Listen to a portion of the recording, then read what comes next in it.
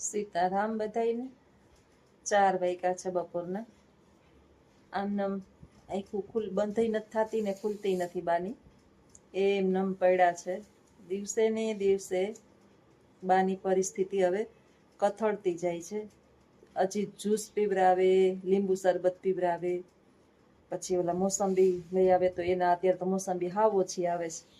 કેરીના રસ પીવડાવીએ. મગનું પાણીનું કીધું તો મગ તો આપણે લગભગ શાકે બનાવતા હોય એટલે પર્સનલ બા માટે ન કરવા પડે. પણ હવે ઉંમરના થાક એને તો કોઈ ન પહોંચી શકે. દિવસે દિવસે પરિસ્થિતિ હવે કથળતી જાય છે. હવે એની પરિસ્થિતિ જોઈ અને આપણો જીવ બળે છે, મારો બળે વધારે તો. કારણ કે બપોર પછીથી કન્ટિન્યુથી સવાર સુધી એમને હું એની હારે હોય. બપોરે 5 કલાક સ્કૂલે હું ગઈ હોય. જો આમાં એના જીવને શાંતિ નથી ક્યાંય. અને આમાં હાલવા જઈને 4 પગે તો પડી જાય, એટલે તમારે પાસે બેહવું જ પડે. બા બેહો ક્યાંય જવાય નહીં, પડી જાય. બસ પી જાઓ, પડી જાય હો, પડી જાય. જમ માડું ને તો જમે હાથે. હવે જમીએ આપણે આપણા હાથમાંથી ઝટવાનું કરે પણ જમી ન થકતા. ભગવાન હવે મારી કંઈક પ્રાર્થના સાંભળી લઈએ. મારે તો ખાલી એનું કરવાનું જ છે. બધી તકલીફ એને છે. કેટલી માનસિક તકલીફ ને પીડા થતી હશે બાને, એની કોઈ સીમા નહીં હોય. કારણ કે 24 કલાક એક ને એક વાત, કાંઈ ઘર ને ઘર અંદર નહીં, બહાર જવાનું નહીં, બહાર આવવાનું, કાંઈ દુનિયા બહારની કેવી છે, દિવસ કેવો, રાત કેવી, પ્રસંગ કેવા, માણસ કેવું હોય અને કેવું થઈ જાય એ તો આપણે આપણી હારે કોઈક વૃદ્ધને રાખીએ ને ત્યારે આપણને ખબર પડે કે વૃદ્ધાવસ્થા બહુ ખરાબ છે. એના શબ્દ નથી મારી પાસે કોઈ. જો તમે તો ના ખાલી આમ વિડીયોની અંદર 5-7 મિનિટ હું બહાર બનાવતી હોય, એ વિડીયો જોતા હોય, એને આખો ફેસ તો મારે કરવા પડે. કારણ કે મગજની અંદર સ્થિરતા ન હોય ને એ બહુ ખરાબ. બા પડી જાય, ક્યાં જાવું? જો આમ 4 પગે છે ને હાલતા હાલતા જ આવી રીતે હાલે જા, પછી પડે, લડી જાય, પડે ને માથામાં પછી આમ જ્યાં ત્યાં ભટકાય. આ ઓસીકવા લ્યો, અહીં હુઈ જાવ, આમ ઓસીકવા લ્યો, અહીં હુઈ જાવ. બસ હાલો માથ ફેરવું. હા બસ આમ જાય ને પડી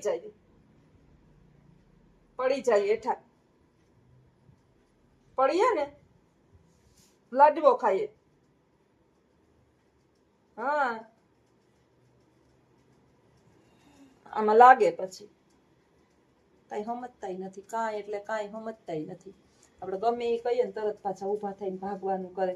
ભાગવાનું એટલા માટે કરે કે એને સ્થિરતા નથી, મગજની અંદર સંતુલન નથી. સંતુલન મગજનું બગડે, બધું બગડે એને પોહાય. તમારી જો બાની ઇન્દ્રિયો બગડી છે તો સાફું કરી દઉં બધું. ટોયલેટ બાથરૂમની ઇન્દ્રિય બગડી, એ કાંઈ કે હૂતું નથી, શરીર કામ નથી કરતું, બધાને પહોંચી જાવ પણ મગજનું સંતુલન બગડે. તમે એને કેમ પહોંચો? એને મગજને જ હક નથી, ક્યાંય સ્થિરતા જ નથી. બે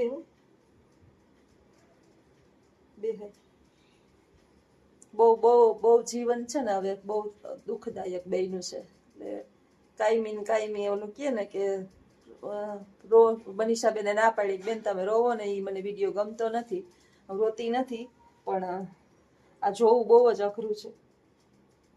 ક્યાં જવું?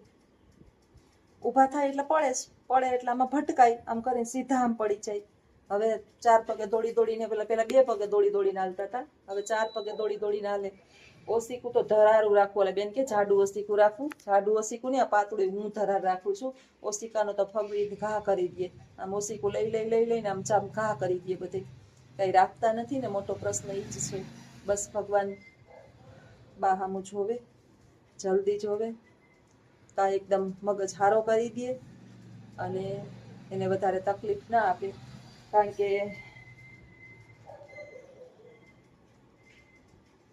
એને હક નહીં થતું હોય તો જ આમ કરતા હશે ને, નહીં તો થોડા કરતા હોય. આમ હાલવા જાય, જો વાહે તમારી ફરવાનું, મોબાઈલ લિંક પર પછી પડે એઠા ન્યા આમ નામ હુઈ જાય, જમીન ઉપર હુઈ જાય. સેટી ઉપર મેં ફૂગડાવ્યા હતા, સેટી ઉપર હુવડાવું ને તો સેટી ઉપરથી બીક લાગે કે આમ ભાગવા જાય ને સેટી ઉપરથી હેઠા પડે તો કેટલું બધું લાગે. 2-3 વખત લાગ્યું એટલે તમે સેટી કાઢી નાખી, એમને પડી સેટી ખાલી ગાઈડલું અહીં પાથર્યું સેટીનું. સ્થિરતા જ નથી, જરાય વાત સ્થિર હોય જો હવે પડી ચાહે, જો એમને જ પડી ચાહે હમણાં અહીંયા શરીરમાં હવે પછી કેટલું બળ હોય.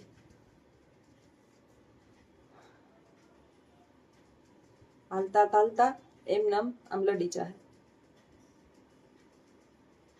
જોવેશ કે વાહે મારી આવેશ કે નહીં એમ.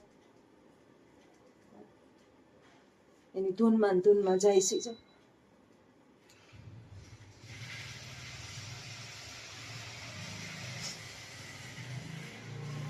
આપણે બાજુમાં બેઠા હોય તો આમ પ્રશ્ન નહીં આમ કરે તો આપણે પડવા ના દઈએ.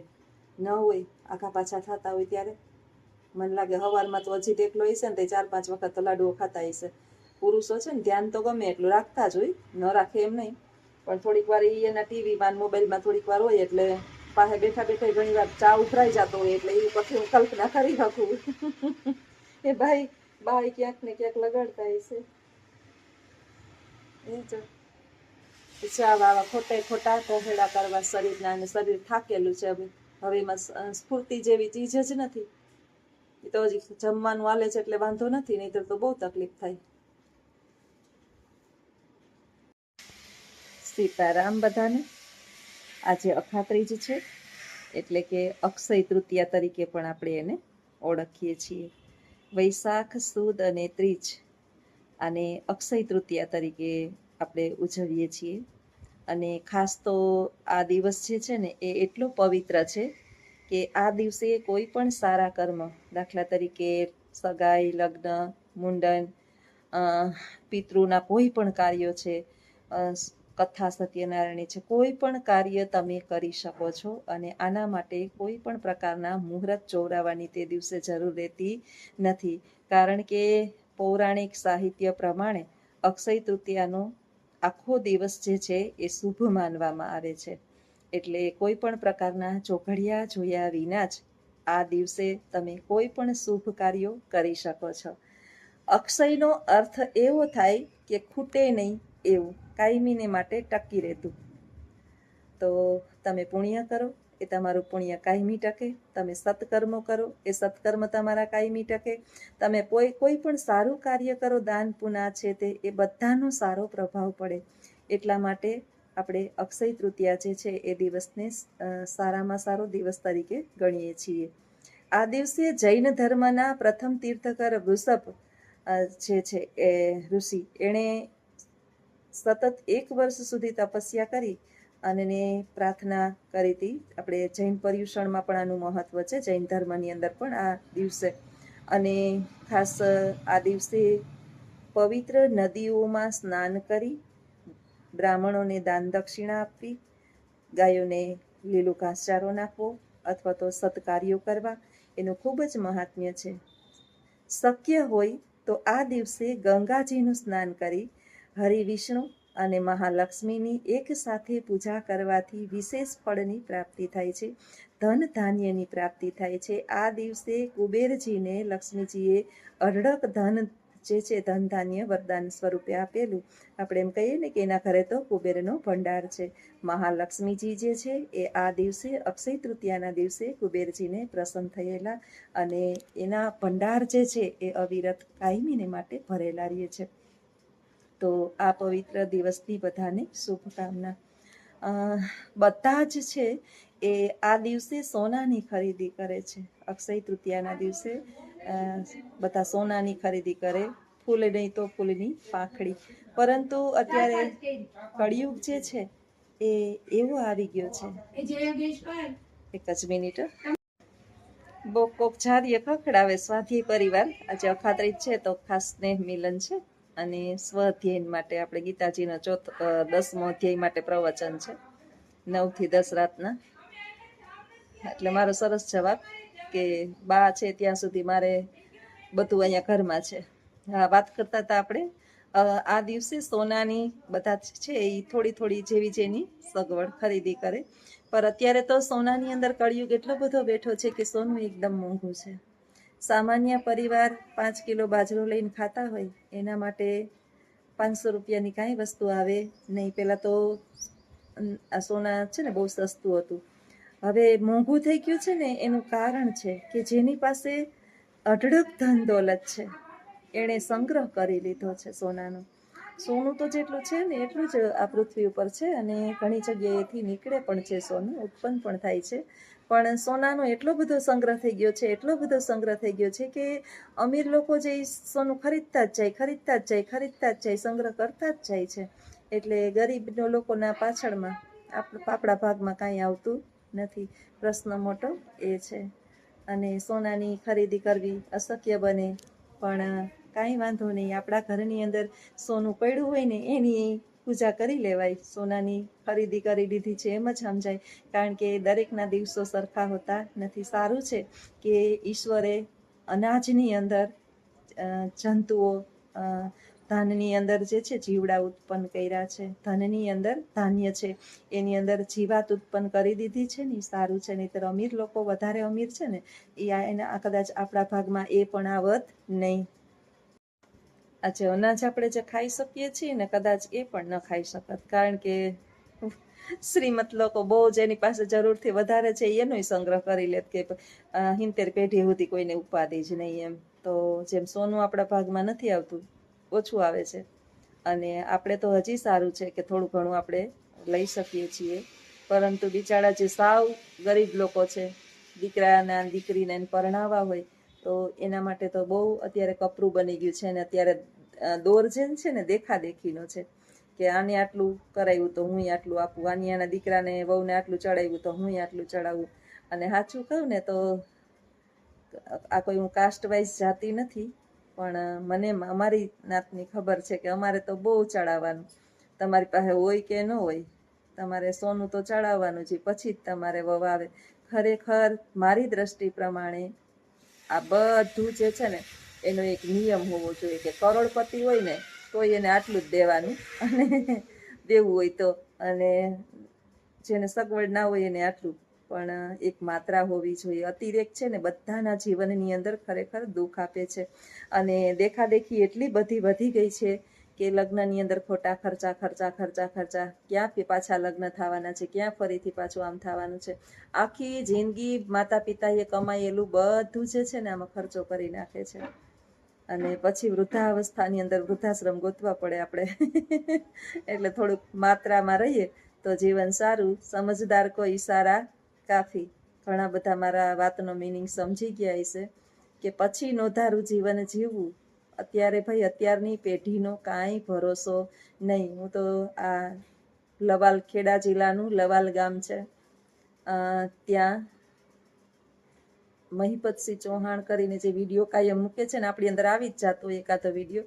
અને હું માતા પિતાની જે દયનીય પરિસ્થિતિ જોતી હોય, અને પછી એ માતા પિતા કહેતા હોય કે અમારા દીકરા મહિને ₹1,00,000 કમાય છે, 1.5 લાખ કમાય છે, 50,000 કમાય છે, રાખતા નથી, રાતડે પાણીએ રોતા હોય. પછી આવા રાક્ષસો ને આપણે ધરવીને મોટા કર્યા હોય ને બધું એને અર્પણ કરી દીધું હોય ને પછી આપણે દાંત ખોતરવાય આપણી પાસે કાંઈ હોય નહીં, તો અહીંયા દીકરો પછી ઊભો એમ કહેતો હોય પાછો કે મારું કાંઈ હાલતું નથી. હું તો એમ કહું છું કે આવા દીકરા હોય ને એને ઝેર પીને મરી જવાય. તું તારી માને ને બાઈને પસંદ કરવાની થાય તો તું તારી બાઈને પસંદ કર. માં નહીં જડે, બાઈ બીજી જડી જાય.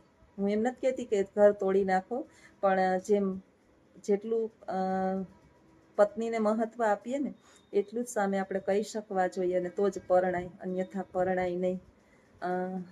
કટાક્ષ છે દીકરાઓ માટે ખરેખર, અને વહુ માટે છે ખાસ. જેટલા આવા વૃદ્ધાશ્રમોની અંદર મોકલી દે છે એના માટે કે ખરેખર આ યોગ્ય બાબત છે નહીં.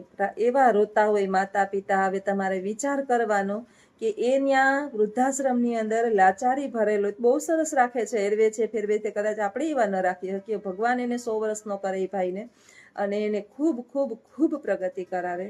જેણે બીજાના પારકાના મા બાપને પોતાના કર્યા. મને તો વિચાર થાય કે હું કાંઈ નવાઈ કરતી નથી, જરાય કરતી નથી. બાના કદાચ મારા ચામડાના હું એને જોડા પહેરાવું ને તો એના ઋણમાંથી, મા બાપના ઋણમાંથી મુક્ત હું ન થાવ, કારણ કે એણે આપણું કર્યું હોય. અને એ હતા તો આપણે હતા. આજે આપણી પર્સનાલિટીની અંદર પંચર પડતું હોય મા બાપને કારણે, તો તમારી ધન દોલત ઐશ્વર્ય આ બધામાં ધૂળ પડ્યું. પૈસો તો આજ છે ને કાલ નથી, પણ મા બાપના બંધનમાંથી તમે ક્યારેય ઋણમાંથી મુક્ત થાવ નહીં. એટલે મને વિચાર આવે કે સાવ બધુંય ક્યારેય કોઈ દિવસ બધુંય દીકરાઓના પ્રેમમાં માયુને ખાસ લાગુ પડે. માયું છે ને બહુ દીકરાના મોહમાં મારો દીકરો મારો દીકરો મારો દીકરો તો બહુ હારો છે, દીકરા હારા જ હોય હારા જ હોય. પણ ક્યાં સુધી હારા હોય? જ્યાં સુધી પરણાવો નહીં ને ત્યાં સુધી.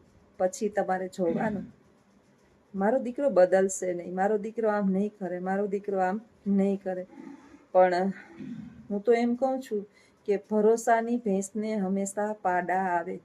કોઈ દિવસ ભરોસો રાખવાનો નહીં. તમારી પાસે તમારું પૂરતું. પછી ઘણાના પ્રશ્ન એમ થાય કે બેન કાંઈ હોય જ નહીં તો ભેગું કેમ કરીએ? સાચી વાત છે એની કે માંડ સંતાનોને મોટા કર્યા હોય, અને સંતાનોને મોટા જ એટલા માટે કર્યા હોય કે એ ઘડપણની લાકડી બને. તો આ સંતાનોએ સમજવું જોઈએ.